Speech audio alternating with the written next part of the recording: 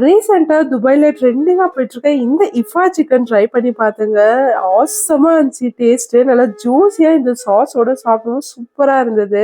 First chicken மேரினேஷனுக்கு 3 table spoon தயிர், இஞ்சி பூண்டு பேஸ்ட், காஷ்மீரி மிளகாய் தூள், நார்மல் மிளகாய் தூள், தனியா தூள், கரம் மசாலா, தேவையான அளவுக்கு உப்பு அண்ட் லெமன் ஜூஸ் சேர்த்துட்டு ஃபைனலா 1 டேபிள் ஸ்பூன் எண்ணெய் சேர்த்துட்டு நல்லா மிக்ஸ் பண்ணி வச்சுக்கோங்க. இப்ப சிக்கனோட ஃபுல் லெக் பீஸ் எடுத்துட்டு இதுக்கு மேல ரெடி பண்ண மசாலா அப்ளை பண்ணி ஒரு 2 ஹவர்ஸ் மேரினேட் பண்ணிக்கோங்க.